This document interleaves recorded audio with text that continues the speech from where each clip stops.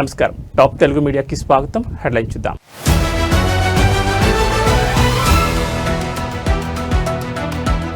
దక్షిణాదిపై దావూద్ కన్ను, డ్రగ్స్ దందాకు ఎల్టీటీఈతో పొత్తు.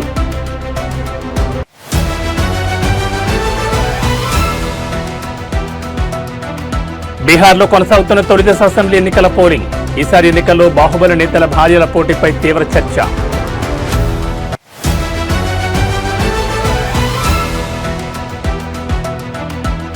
విజయ డైరీ మాజీ చైర్మన్ మండవి జానకిరామయ్య కన్నమూత. స్వగ్రామం మవ్వలో నేడు అంత్యక్రియలు.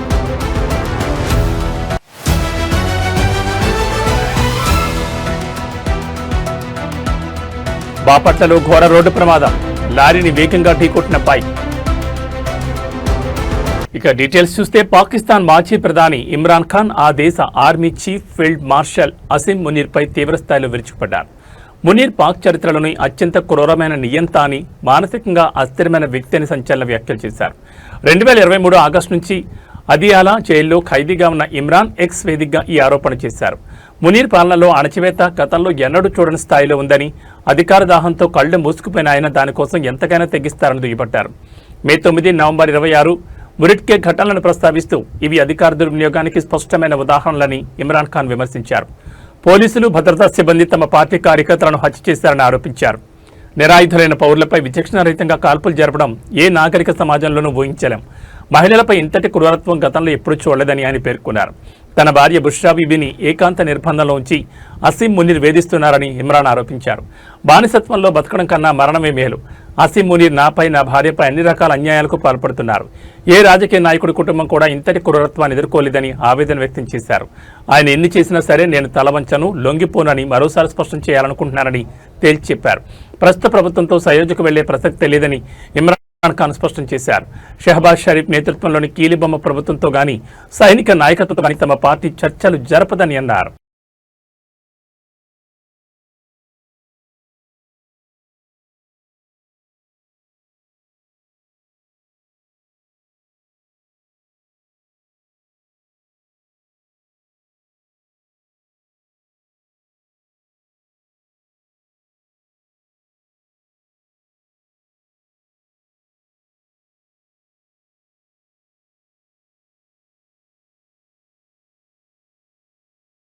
బీహార్ అసెంబ్లీ ఎన్నికల తొలి విడత పోలింగ్ ఈ ఉదయం ప్రారంభమైంది. ఇండియా కూటమి ముఖ్యమంత్రి అభ్యర్థి ఆర్జేడీ నేత తేజస్వి యాదవ్, కేంద్ర మంత్రి గిరిరాజ్ సింగ్ వంటి పలువురు సీనియర్ నాయకులు ఉదయాన్నే తమ ఓటు హక్కును వినియోగించుకున్నారు. అయితే ఈ ఎన్నికల్లో అందరి దృష్టిని ఆకర్షిస్తున్న అంశం మరొకటి ఉంది. అదే బాహుబలి నేతలుగా పేరు పొందిన పలువురు నాయకుల భార్యలు, కుటుంబ సభ్యులు ఎన్నికల బరిలో నిలవడం. ఈసారి ఎన్నికల్లో బలమైన నేతల భార్యలు, కుమార్తెలు ప్రధాన పార్టీల నుంచి టికెట్లు దక్కించుకుని తమ అదృష్టాన్ని పరీక్షించుకుంటున్నారు. తొలి విడత పోలింగ్ లో పోటీ పడుతున్న వారిలో కొందరు ప్రముఖులు వీరే. బాహుబలి నేత సూరజ్ ఖాన్ సింగ్ భార్య అయిన వీణాదేవి మోకామా అసెంబ్లీ స్థానం నుంచి ఆర్జేడీ అభ్యర్థిగా పోటీ చేస్తున్నారు. ఈమె అనంత సింగ్ ను ఎదుర్కోబోతున్నారు.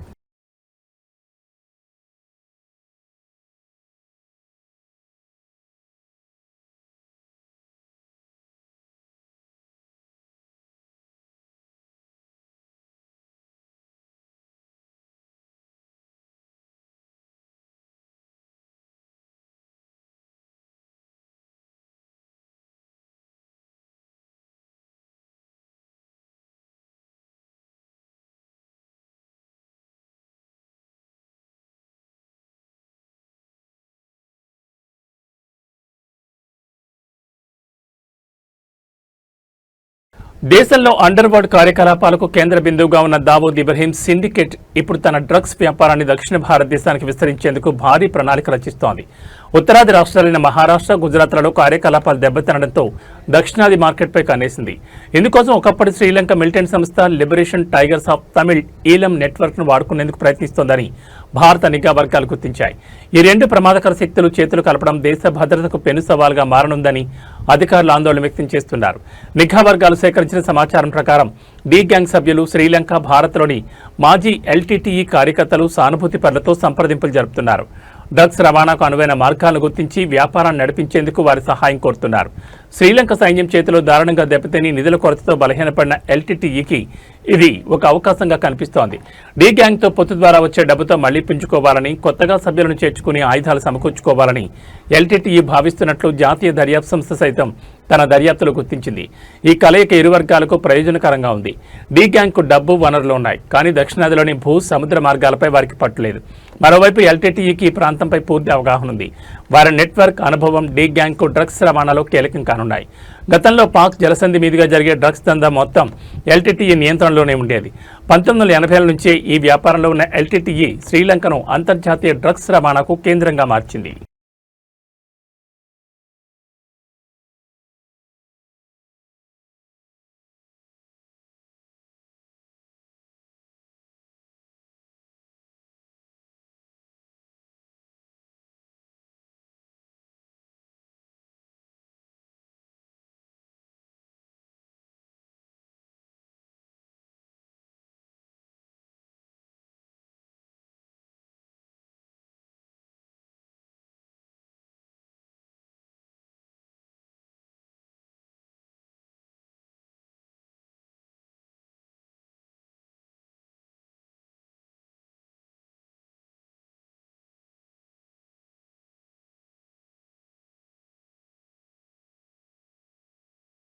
విజయ డైరీ మాజీ చైర్మన్, పాడి రైతుల సంక్షేమ సారథి మండవ జానకిరామయ్య కన్నుమూశారు. కొంతకాలంగా అనారోగ్యంతో బాధపడుతున్న ఆయన గన్నవరం సమీపంలోని ఋషివాటిక వృద్ధాశ్రమంలో ఇవాళ ఉదయం తుదిశ్వాస విడిచారు. పాడి పరిశ్రమకు, ముఖ్యంగా విజయ డైరీకి ఆయన చేసిన సేవలు చిరస్మరణీయం. సుమారు 27 సంవత్సరాల పాటు విజయ డైరీ చైర్మన్గా మండవ జానకిరామయ్య సుదీర్ఘకాలం సేవలందించారు. తన పదవీ కాలం పాడి రైతుల అభ్యున్నతి లక్ష్యంగా పనిచేశారు. రైతుల నుంచి పాలు సేకరించడం నుంచి వారికి గిట్టుబాటు ధర కల్పించడం వరకు అనేక సంస్కరణలు చేపట్టి వారి ఆదరాభిమానాలను చూరగొన్నారు. ఆయన నాయకత్వంలో విజయ డైరీ అభివృద్ధి పదంలో పయనించింది. మండవ జానకిరామయ్యకు ఒక కుమారుడు, 2 కుమార్తెలే ఉన్నారు. ఆయనకు అంత్యక్రియలను ఈ సాయంత్రం ఆయన స్వగ్రామమైన మొవ్వలో నిర్వహించనున్నట్లు కుటుంబ సభ్యులు వెల్లడించారు. జానకిరామయ్య మృతి పట్ల పలువురు రాజకీయ, సహకార రంగ ప్రముఖులు సంతాపం వ్యక్తం చేస్తున్నారు.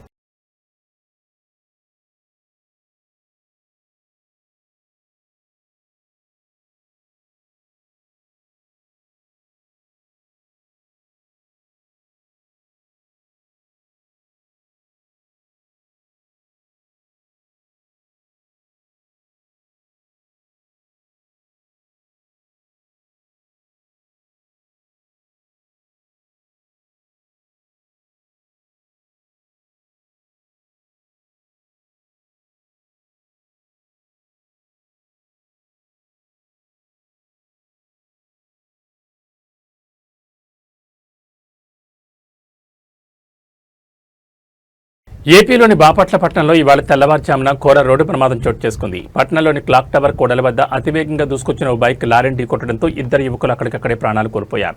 ఈ ఘటనతో స్థానికంగా విషాద ఛాయలనుకున్నాయి.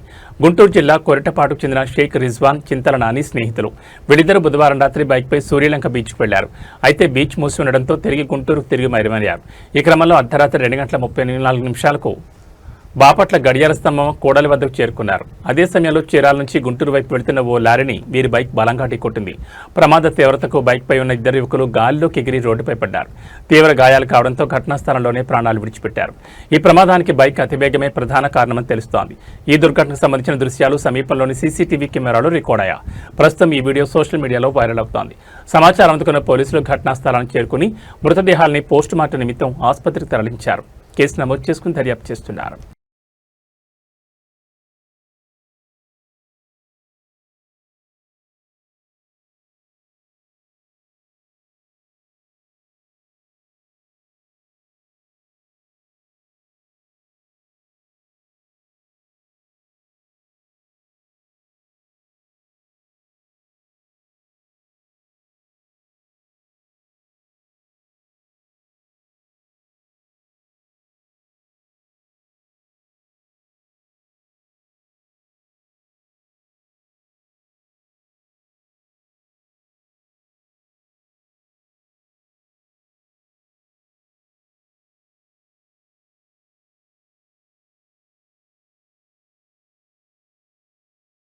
తిరుపతి జిల్లా కేవీపీపురం మండలం పాతపాలెంలోని రాయల్ చెరువుకు భారీ గండిపడడంతో స్థానికంగా అత్యవసర పరిస్థితి నెలకొంది.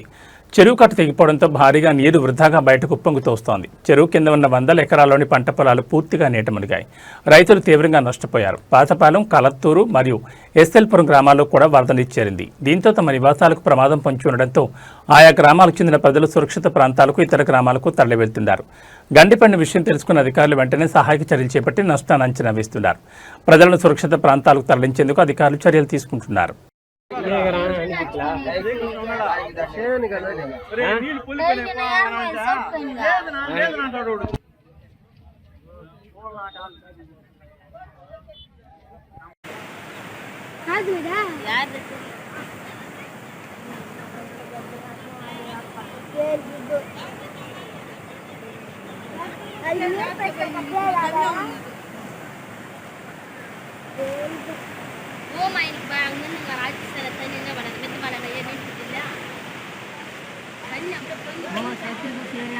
ನಿಕ್ಕರ ಗಮ್ಮನೀರ್ ನಾನು ಸರಿರಾ ಚಲಗೋ ಅಂಗರ್ ಕೊಂಬ ಬರಂಗದು ಹೆಂಗಡ ಅಂಗರ್ ಕೊಂಬ ಇಂಗೊಂದು ಶಿಬಾರು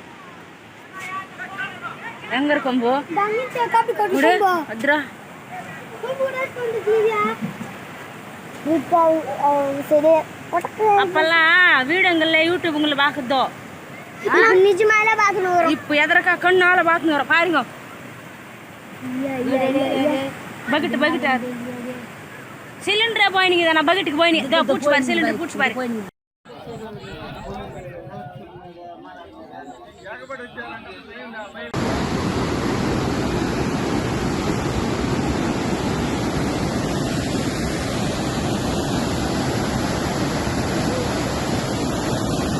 బయలుదేరే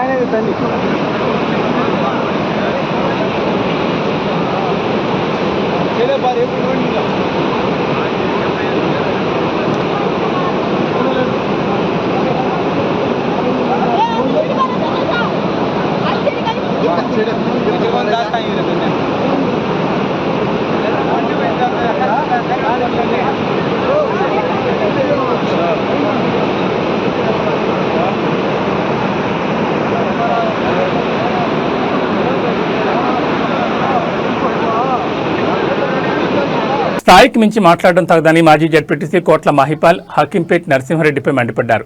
హకీంపేటలో జరిగిన కాంగ్రెస్ పార్టీ సమావేశంలో మాజీ మంత్రి కేటీఆర్ మరియు మాజీ ఎమ్మెల్యే పట్నం నరేందర్ రెడ్డిని ఉద్దేశించి గ్రామానికి చెందిన నరసింహారెడ్డి చేసిన వ్యాఖ్యలపై ఆయన స్పందించారు.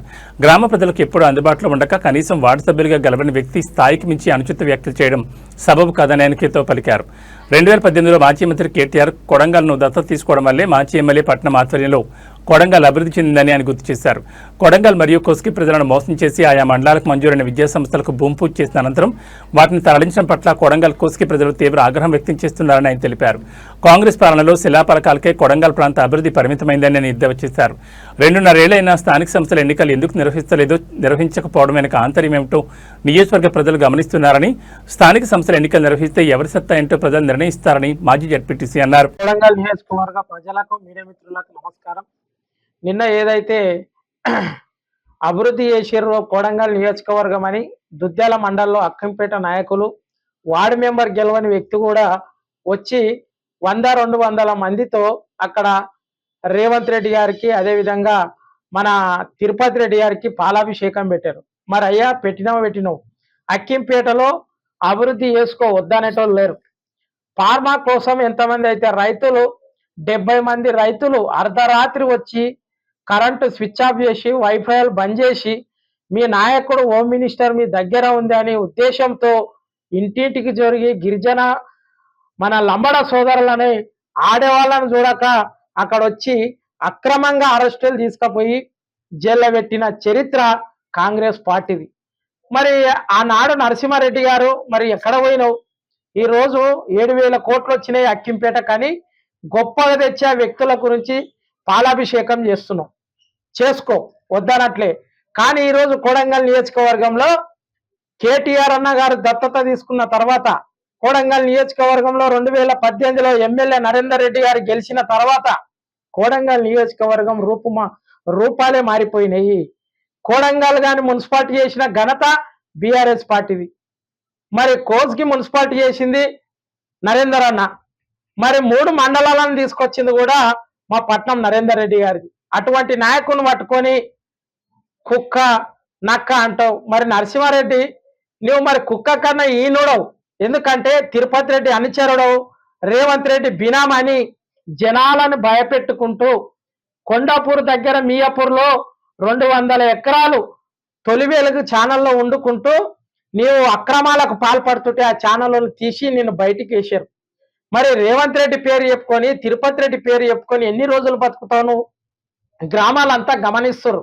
నువ్వు ఏ రోజు దుద్యాల మండలం కోసం కానీ నీ ప్రాంతం కోసం కానీ కొట్లాడని వ్యక్తివి నువ్వు. ఏదో మీడియా ఉంది కదా అని తొలి వెలుగు మబ్బుతో ఒక విలేకరుగా ఉంటూ యూట్యూబ్ ఛానల్ నడుపుకొని అక్రమ దందాలకు పాల్పడినటువంటి వ్యక్తివి ఈరోజు తొలి వెలుగు నరసింహారెడ్డి మాకు బీఆర్ఎస్ పార్టీ ఒక క్రమశిక్షణ నేర్పిన పార్టీ. కానీ ఆ పార్టీలో అరే తురే కొట్టాలంటే నీకన్నా మేము ఒక ప్రొఫెషనల్ గా ఎడ్యుకేషన్ గా చదువుకున్న వ్యక్తులం. మా నోటికి అరే తురే రాదు. నరసింహారెడ్డి ఒక్కసారి నోరు అదుపులో పెట్టుకో. నీకు అన్నం పెట్టే రైతులను కూడా అరే నీకు ఎంతుందిరా, ఎన్ని ఎకరాలు వచ్చినవరా అనేది ఏం భాష? మీ సీఎం అంటే ఎట్లయినా చదువురా అని మొద్దు. మరి నువ్వు కూడా ఆయన చెంచగిరి వేసుకుంటూ నువ్వు కూడా అంటే గురు శిష్యులు ఎట్లున్నారో ఆయన పార్టీ శిష్యులు గిట్ట అట్లే తయారైన. ఎన్ని రోజులు ఉంటావు నరసింహారెడ్డి? ప్రభుత్వం రాష్ట్ర వ్యాప్తంగా జరుగుతున్న సబ్ రిజిస్టర్ల కార్యాలయాలపై జరుగుతున్న ఏసీబీ దాడుల్లో భాగంగా చెలమత్తూరు సబ్ రిజిస్టర్ కార్యాలయంలో ఏసీబీ అధికారులు సోదాలు నిర్వహించారు. నిన్న ఈ రోజు కొనసాగిన సోదాలు ఈ రోజు ఉదయం 6 గంటలకు ముగిశాయి. శ్రీ సత్యసాయి జిల్లా చెలమత్తూరు సబ్ రిజిస్టర్ కార్యాలయంలో ఏసీబీ అధికారులు సోదాలు కొనసాగాయి. సబ్ రిజిస్టర్ కార్యాలయంలో అవినీతి పెరిగిపోయిందని ఇటీవల ఆరోపణలు వస్తున్న నేపథ్యంలో అనంతపురం జిల్లా ఏసీబీ కార్యాలయ ఇన్స్పెక్టర్ చెయ్యమ్మ అమిత్ ఆధ్వర్యంలో 9 మంది సిబ్బంది తనిఖీలు చేపట్టారు. రాత్రి పొద్దుపోయాక సోదాలు నిర్వహించారు. ఇటీవల జరిగిన రిజిస్ట్రేషన్లు, జారీ చేసిన ఈసీలు, నకళ్లు, ఇతర లావాదేవీలపై పరిశీలన కొనసాగింది. మరోవైపు సబ్ రిజిస్ట్రార్ ఉద్యోగులు, ప్రైవేట్ వ్యక్తులు, దస్తావేజ్ లేఖర్ల ఫోన్పే లావాదేవీలపై అధికారులు ప్రత్యేకంగా పరిశీలించారు. సబ్ రిజిస్టర్ కార్యాలయంలో అనధికారికంగా పనిచేసే సోమశేఖర్ అనే ప్రైవేట్ వ్యక్తికి డాక్యుమెంటరీ నుంచి ఫోన్పేలో లక్షల రూపాయల లావాదేవీలు జరగడంతో రాత్రి క్షుణ్ణంగా విచారణ చేపట్టారు ఏసీబీ అధికారులు. అనధికారికంగా ఉన్న 4,060 రూపాయలను సీజ్ చేశారు.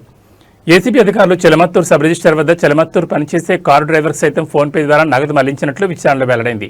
ఇలా లక్షల వరకు ఫోన్పే ద్వారా లావాదేవీలు జరగడంపై ఏసీబీ అధికారులు మరింత క్షుణ్ణంగా విచారణ చేస్తున్నట్టు తెలుస్తోంది. ఉదయం 6 గంటల సమయంలో కార్యాలయంలో సోదాలు ముగించారు. వారు వెళ్తూ కంప్యూటర్ హార్డ్ డిస్క్లను తీసుకువెళ్లారు. గురువారం ఉదయం చెలమత్తూరు సబ్ రిజిస్టర్స్ కార్యాలయంలో అధికారులు లేకపోవడంతో లావాదేవీలు మందకొడిగా సాగాయి.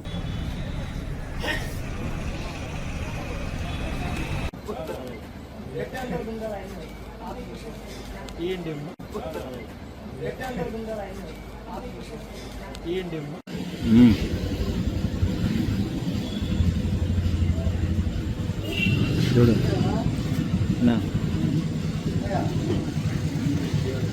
డబ్బులు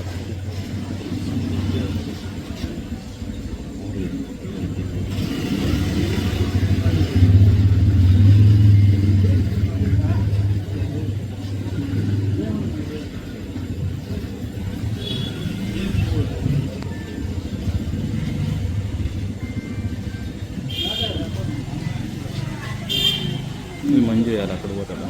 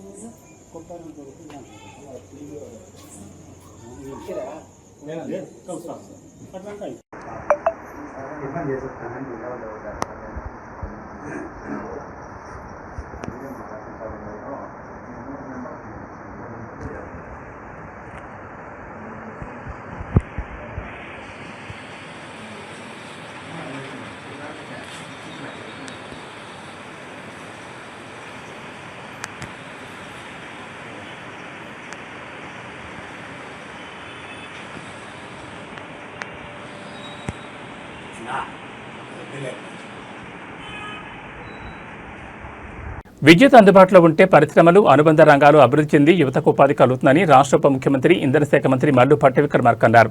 వికారాబాద్ జిల్లా పరిగి నియోజకవర్గంలో 674 కోట్ల రూపాయల వ్యయంతో నిర్మించనున్న ఒక 400 KV sub station 9 33/11 KV sub station నిర్మాణానికి శంకుస్థాపన చేశారు. అంతేకాకుండా నజీరాబాద్ తాండాలో 24 కోట్ల రూపాయల వ్యయంతో నిర్మించిన 220 కేవీ సబ్ స్టేషన్ను ప్రారంభించారు. ఈ సందర్భంగా ట్రాన్స్ఫార్మర్లను పంపిణీ చేశారు. ఈ సందర్భంగా ఏబీఎస్ ఫంక్షన్ హాల్లో ఏర్పాటు చేసిన సమావేశంలో రాష్ట్ర ఉప ముఖ్యమంత్రి మాట్లాడుతూ నీళ్లు నిధులు నియామకాలతో తెచ్చుకున్న తెలంగాణ రాష్ట్ర ప్రభుత్వం ప్రజాపాలన పేరుతో ప్రజల సంక్షేమానికి అత్యంత ప్రాధాన్యత ఇస్తుందని తెలిపారు. ఇందులో భాగంగా అత్యంత నిరుపేదలకు 200 యూనిట్ల వరకు ఉచిత విద్యుత్ ఇవ్వడం జరిగిందని, ఇందులో భాగంగా 148,193 మందికి ఉచిత విద్యుత్ అందిస్తున్నట్టు తెలిపారు. పరిగి నియోజకవర్గంలో 44,465 మంది లబ్ధిదారులు ఉచిత విద్యుత్ లబ్ధి పొందుతున్నారని అన్నారు. ప్రభుత్వం వచ్చిన వెంటనే ప్రతి నియోజకవర్గానికి 3,500 ఇండ్లను మంజూరు చేసి ప్రతి ఇంటికి 5 లక్షల చొప్పున కేటాయించామని, తెలంగాణలో కేవలం సంక్షేమం కోసమే 106,310 కోట్లను ఖర్చు చేశామన్నారు. రైతు భరోసా, రుణమాఫీ, బోనస్, సన్నబియ్యంతో పాటు అనేక సంక్షేమ పథకాల కోసం ఖర్చు చేస్తున్నామని అన్నారు. రాష్ట్ర వ్యాప్తంగా 100 ఇంటిగ్రేటెడ్ స్కూళ్లను మంజూరు చేశామని, ఒక్కొక్క స్కూల్ 25 ఎకరాల్లో 200 కోట్లతో నిర్మిస్తున్నామన్నారు. పరిగి నియోజకవర్గంలో కూడా 200 కోట్లతో ఇంటిగ్రేటెడ్ స్కూల్ మంజూరయ్యాయని అన్నారు.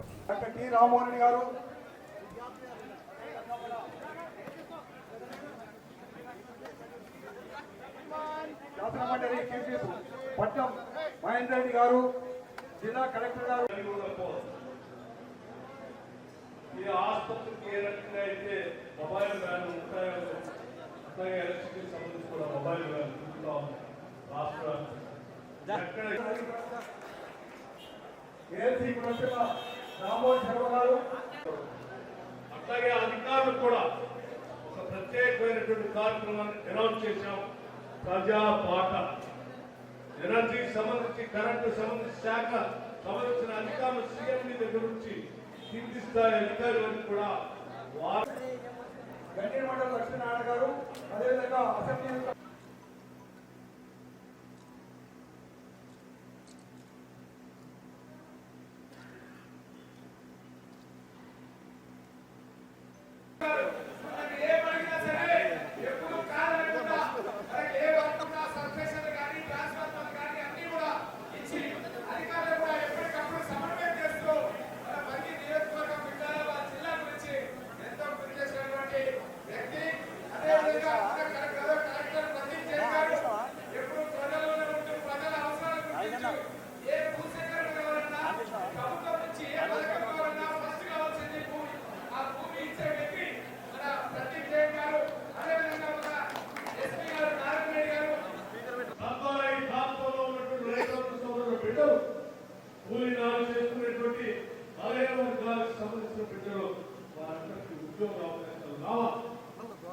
రావాలి అంటే కావాల్సిన ఇన్ఫ్రాస్ట్రక్చర్ రావాలి.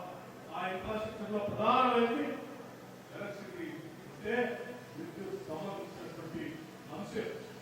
అందుకే వారు ప్రత్యేకంగా విద్యుత్ శాఖ చూస్తున్న నా దగ్గరకు ₹1 కాదు, ₹2 కాదు, ఒక శాసనసభ నియోజకవర్గంలో 3,000 కోట్ల రూపాయల పెట్టుబడి అంటే దాని ద్వారా వచ్చేటువంటి ఇక్కడ ఉన్నటువంటి ప్రాంత బిడ్డలందరికీ ఉద్యోగ ఉపాధి అవకాశాలు కూడా దొరుకుతాయి. అంతేకాదు భవిష్యత్తులో ఈ ప్రాంతం పారిశ్రామికంగా కూడా అభివృద్ధి చెందాలి.